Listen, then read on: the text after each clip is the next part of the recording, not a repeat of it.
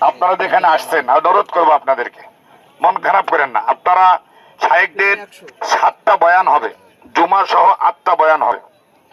এই 8টা বয়ানে আপনারা, অনুরোধ আপনাদের কাছে, যারা নতুন ভাইদেরকে নিয়ে আসছেন, পুরনো সাথী ভাইরা, বয়ানগুলা শোনাবেন।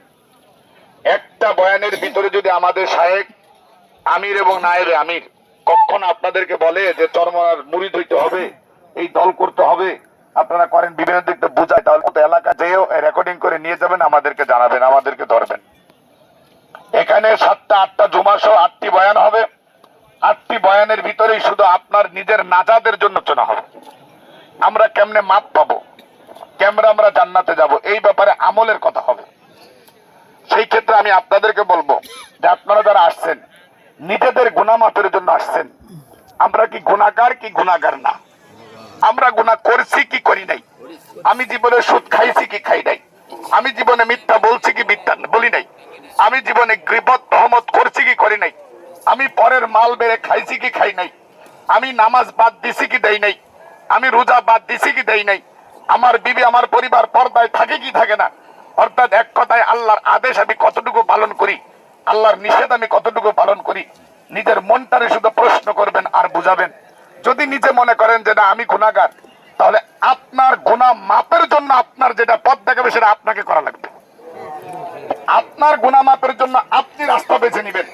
চরমনা পীর সাহেবের গুনাহ মাপার জন্য চরমনার রাস্তা আপনার মেপে নিতে হবে না, বেছে নিতে হবে না। আপনার নিজের গুনাহ, আমার গুনাহ থেকে আমাকে মাপ পাইতে হবে, আমার গুনার জন্য আমার তওবা করতে হবে, আমার কোনো না কোনো হক্কানি উলামায়ে কেরামের হাতে হাত দিয়ে নিজেকে ওই পথে চলার জন্য আমার রাস্তা তৈরি করতে হবে।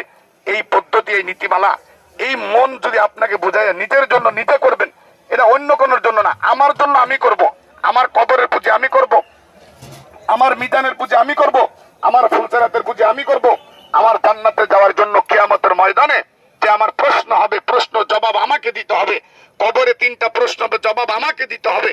এই আমাকে করতে হবে, আমাকে দায়িত্ব হবে। আমার জন্য যদি আল্লাহ রাব্বুল আলামিন একবার আমার জেহেনের ভিতরে যে ঢুকিয়ে দেয় আমি গুনাহগার, আমি গুনাহগার, আমি পাপী, আমার পাপ থেকে আমাকে মুক্ত হয়ে কবরে যাইতে হবে, আমি চ্যালেঞ্জ করতে পারি, আল্লাহ রাব্বুল আলামিন আপনাকে মাঠ থেকে রাস্তা দেখিয়ে দেবেই দেবে ইনশাআল্লাহ। তো ভাইরা আমার, নতুন সাথী ভাই যারা আসছেন, পুরানো যারা আসছেন, অনুরোধ করব। আর আমাদের ভিতরে পুরানো অনেক সাথী ভাইও আছে যিনারা এখান থেকে যাওয়ার পরে অবহেলিত হয়ে যান। অবহেলা মানে চরমনাকে বেছে নাই। আমি এই জন্য তো অনেক ক্ষেত্রে বলি, চরমনা কেন্দ্রিক কোন সংগঠন করার দরকার নাই। চরমনা কেন্দ্রিক, চরমনার উদ্দেশ্য করে না। আমি চরমনা করব কেন? আমার কবরে নাজাতের জন্য। আমি চরমনা করব কেন?